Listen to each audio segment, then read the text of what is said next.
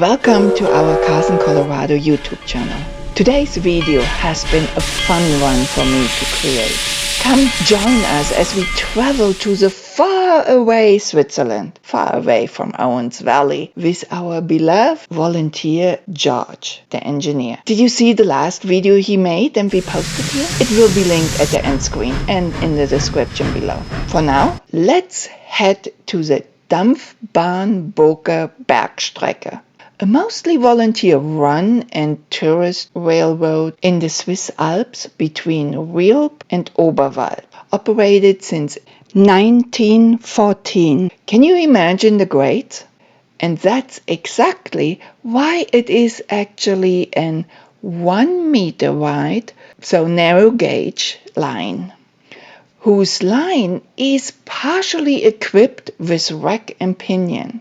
It's going to be fun to see. George even got a cab ride. Stay tuned for the intimate cab footage. The translation of the railroad terms is confusing to me. Me, the native German, wants to call it Schmalspur-Zahnradbahn. It's a mouthful, isn't it? So the 18-kilometer long railroad, which also labels itself as a Cogwheel steam railway, is partially equipped with racks in the middle of the track and operates steam locomotives. Those have two operating modes: the normal steam engine mode and the rack-supported dual steam engine mode when the grades get steep and traction no longer works. Whew. I bet I butcher the terms here. Hang with me, George will soon be on.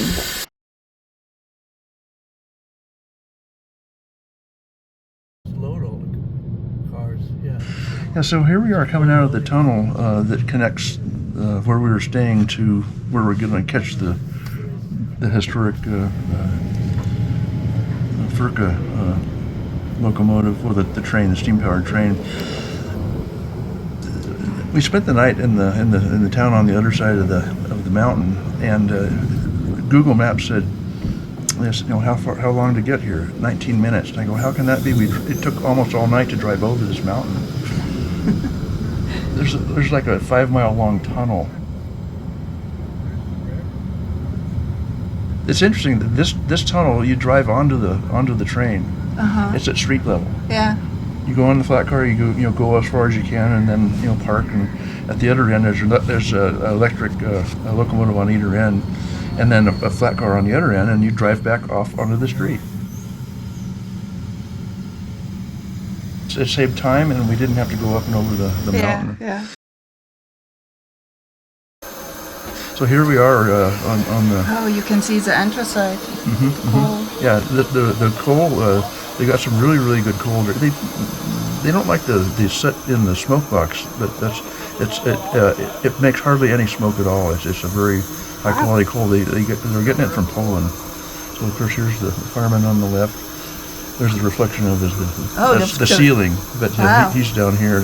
I'm on the first car, and we're looking over the coal into the engine. This locomotive was built in 1930. It's traction, which has cylinders that drive the rods and drive the wheels, and then it has a separate motor for the rack. They're totally separate motors, engines. Steam is reused from the main cylinders into the rack engine, so it's compound. It uses the steam twice.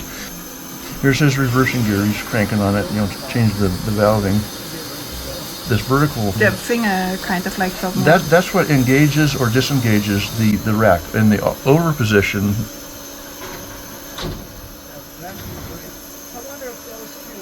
so that's off. That's disengaged. There are certain areas where they have to just use traction, and then on the hard parts they'll re-engage the rack. It's so foreign. So when you say rack, does it mean there's like a gear in the middle? Okay. Yes. Okay. You'll see it in some of these shots. Okay. So it's not everywhere. It's just on the steep parts. Yeah. So in the yard they're not using it. Yeah. So that in German we would say Zahnradbahn. So we were lucky enough to get, okay, there he's engaged in the rack. That vertical is engaged. You saw him. Yeah, when it's yeah. vertical, then it's engaged. When it's a 45, Disengaged. it's disengaged. Yeah. So here's his throttle. He's opening the throttle to the left. Of course, the water glass.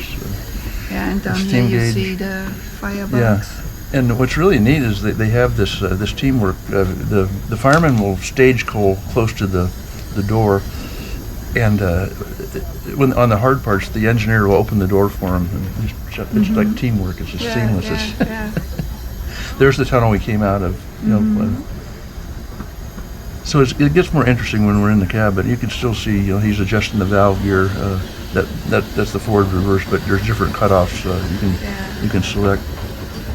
So it's a mostly volunteer operation. They're really spectacular. They have a train barn where they back the whole train set into the cars. It's completely covered, and it's not just one track. There's four tracks. So that's also more a tourist. It's not. Yes, tourist. Yeah. It's no longer a commercial operation. No, it's all tourist. Just spectacular looking over the sides. It was drizzling a little bit, but you have to put up with a little bit of the pain. Yeah, that's your.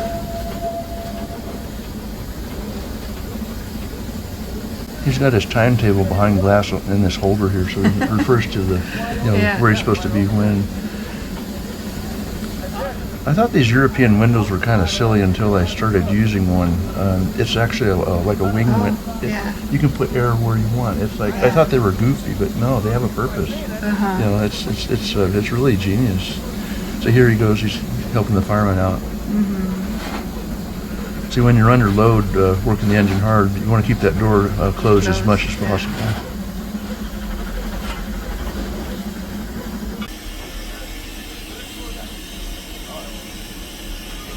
Oh, this is interesting. We stopped for water, and there's linkage here. He's putting the handle on to open the hatch so he doesn't have to get out. See the lid open up? They're stopping for water, and so he doesn't have to climb up and open the hatch like the old school. He just opened it from the cab. I mean, it's thinking. So for a railroad over in Vietnam in 1930, it was French controlled at the time, and the French ordered. These engines, and they have been repatriating them back here and restoring them. And they don't, no holds barred. These restorations are. This engine was just started operating in July of this year. Oh. So it's like that's why it looks brand new. Yeah. But I don't know how many they have, but they have at least 3. But to have survived over Vietnam for so long and then to come back to where it was originally from. This engine never ran on this line, but it's the same gauge and the same rack. Oh, this is interesting. This little indicator jumping up and down that shows reminds the engineer that the rack was engaged. Ah, isn't it cute? Yeah. Little paddle jumping up and down. I think that would make me. Yeah, you really can't see the rack because it's directly between the the draft gears blocking it.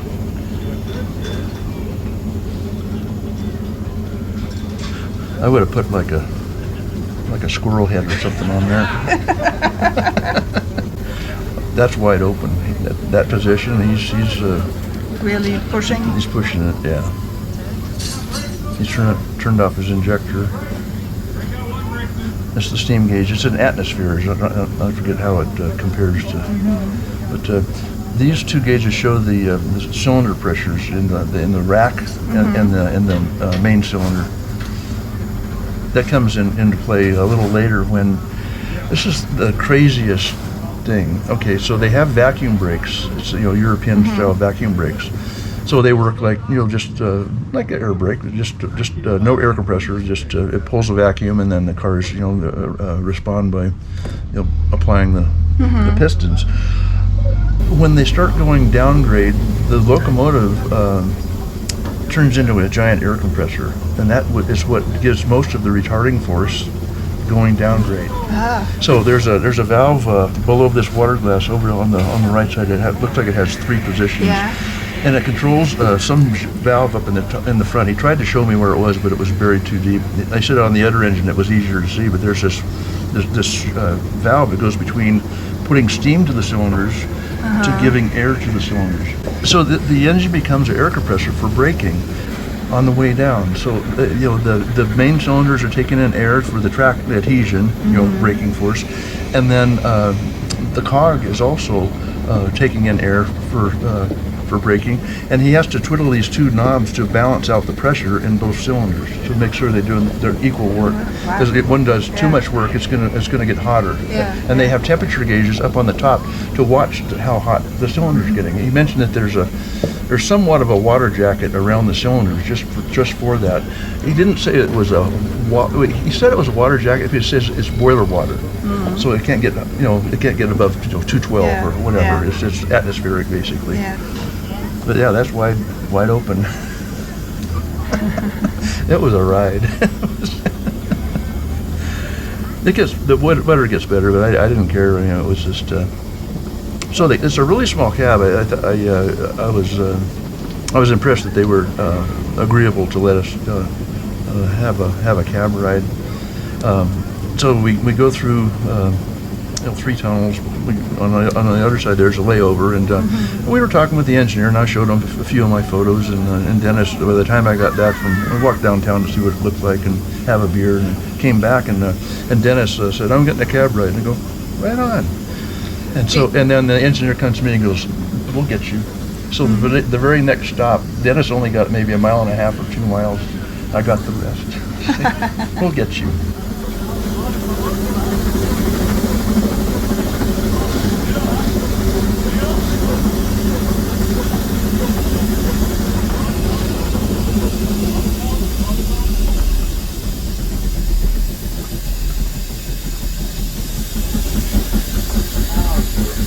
Another cow, huh?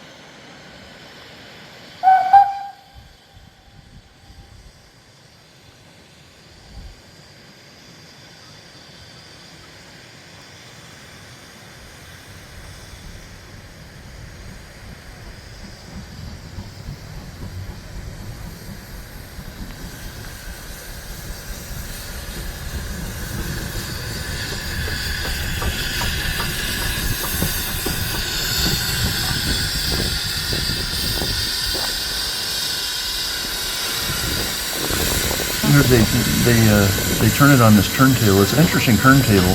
This is all I think it's meter gauge, but this turntable is completely covered. So they balance the engine, they spin it. But here you can see the linkage. The lower cylinders, the traction, and the upper one drives the gear. This is the 708. That's the one they just completed. And is it standard gauge or narrow gauge? This is narrow gauge. Narrow gauge, yeah, but it looks much higher. Well, it's short and squatty. No, but just looking at the people, it seems it's like tall. as if it's Yeah. taller than 18.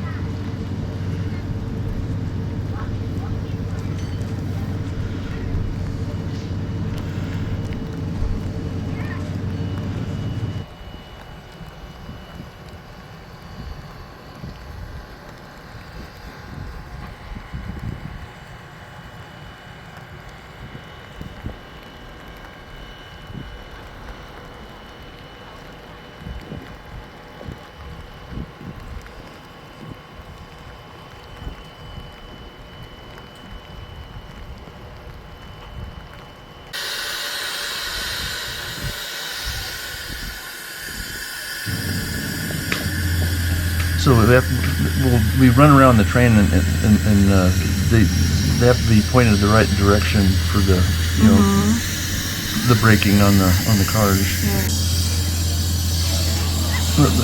So there's see the top engine's not doing anything. Yeah, yeah.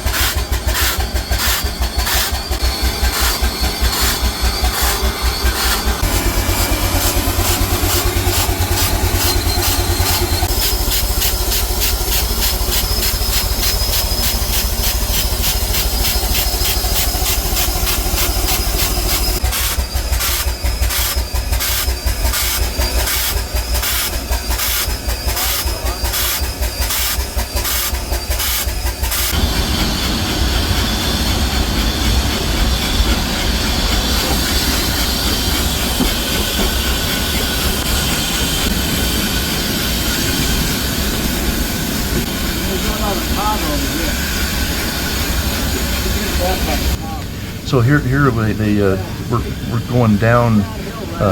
He's taking the train down. They always want to have the engine on the downhill side going down.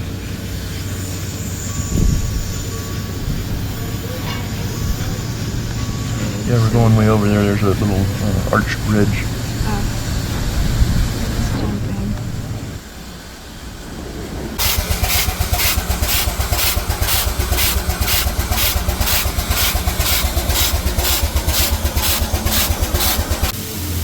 Here in one of the tunnels, yeah.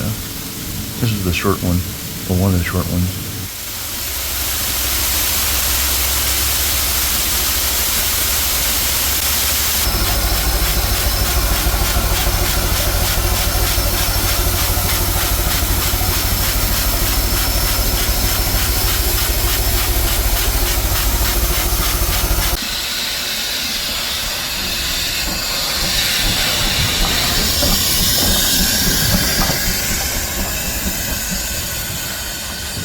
Here we're arriving at the destination. There's the water set up. They spotted the train so they could take water on right there. So this is when I start filming again. We'll be on the return trip. That's when I get back in the engine.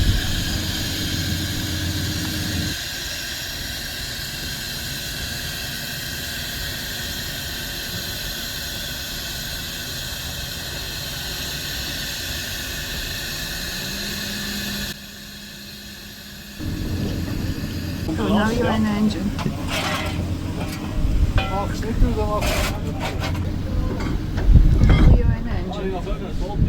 See, when you're sitting there, it doesn't matter. You don't have a draft. Okay, here's your reverse gear, and it has numbers on there, so you can refer to the numbers for the cutoff. Okay, he's on the rack because that lever's up.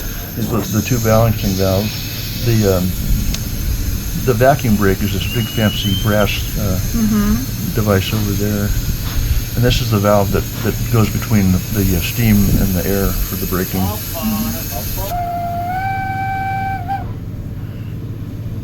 And there's a couple of emergency crank brakes in there. Of course they didn't use them.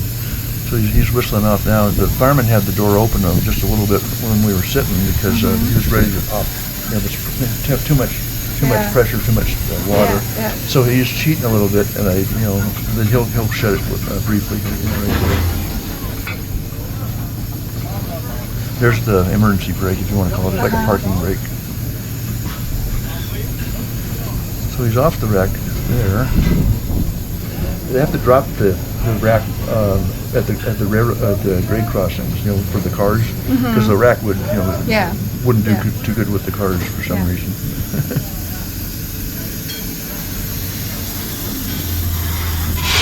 It's almost comical the way it bobs up and down.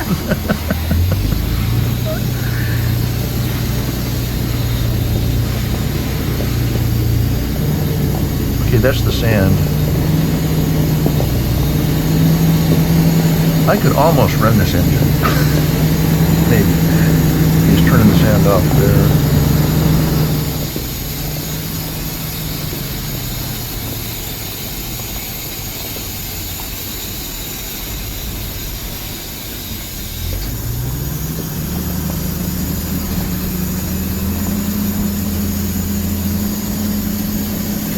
There's so much going on all the time there. It's just fascinating.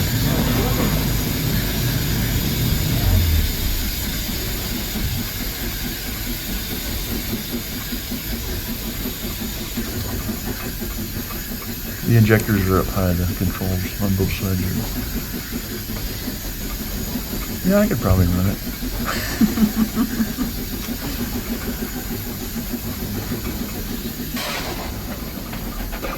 But you probably need to learn all the Swiss regulations. Oh yeah, but it's so polite. The engineers right, so helpful. Well, and also the opening is going to the side and not swinging. Not swinging, yeah.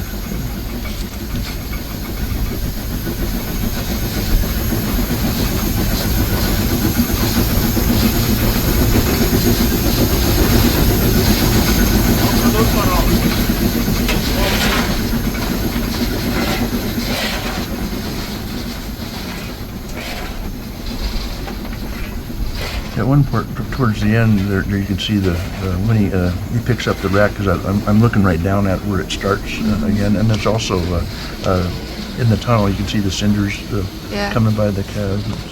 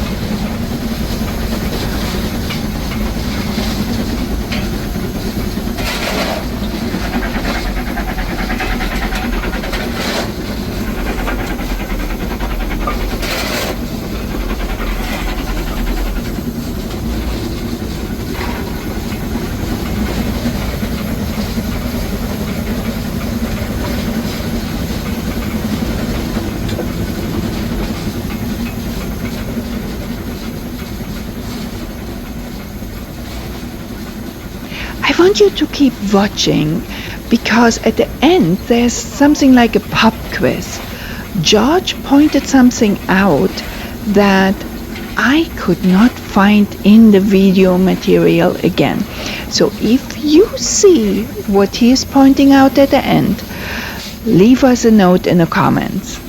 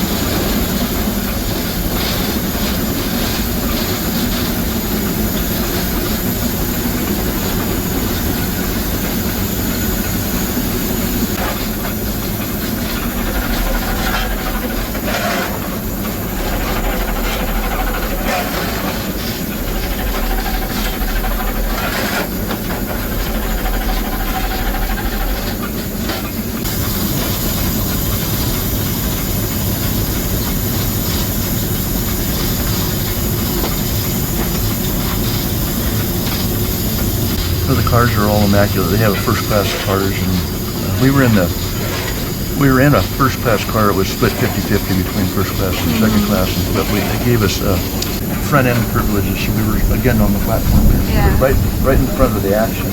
Yeah, yeah.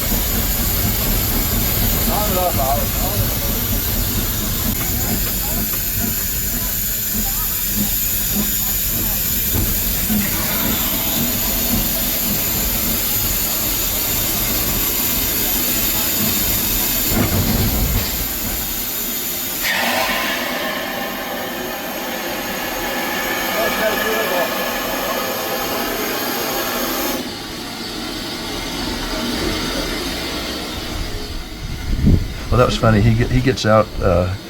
He gets out because the sanders weren't cooperating, so he has to stop the engine and tap on the sandpipes.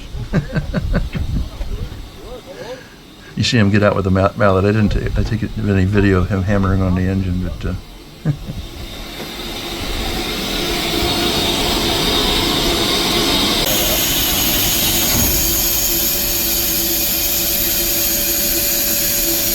Substance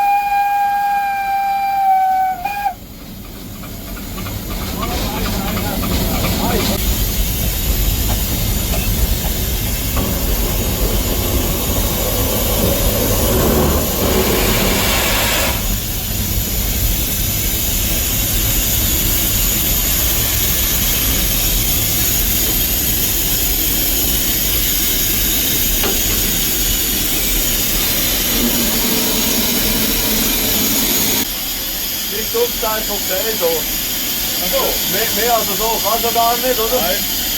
Aber viel, ne? Ja, kannst du machen, ja, ja. Oder das weniger. Nein, du ist das so, so nichts mehr kannst machen, oder? Aber also, wenn du 25 hast, ist es für mich gut. Ja. Das ist mir gut.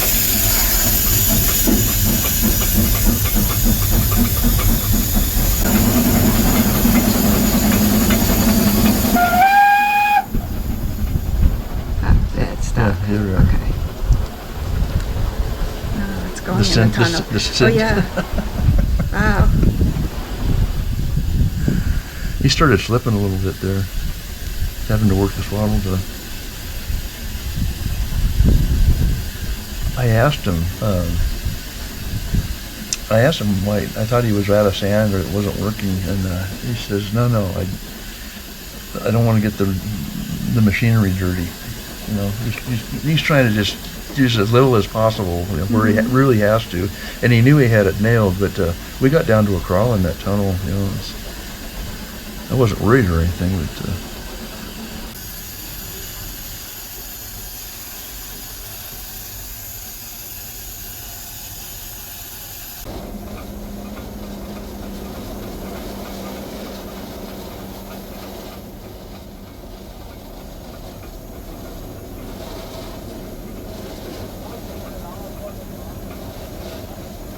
and then here's the rack starts here. And so you'll see him, he's getting ready to engage it and all that. So electrified in the 30s, and then it went out of business in 1982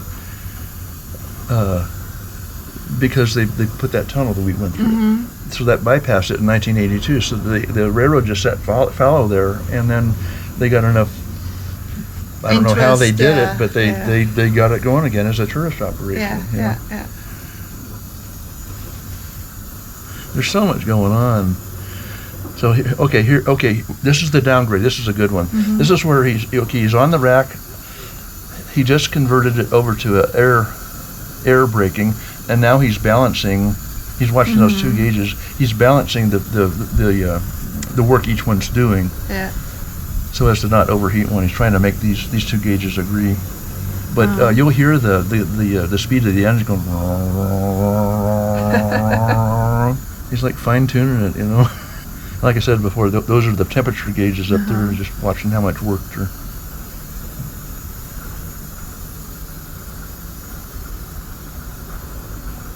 But like I said, it's a really small cabin. I was really impressed that he got us up there because it's. I mean, I know how to stay out of the way, you know. You'll be able to hear the soundtrack. We're not just parked there. We're zipping, you know, and you can hear the cog. Here's the water level indicator. It's a pointer. Yeah. I mean, talk about complex. Yeah. Did you see the water level indicator? I could not find it anymore. Let me know in the comments. As usual, thank you for watching. Please share, please like, and see you soon here on the channel again.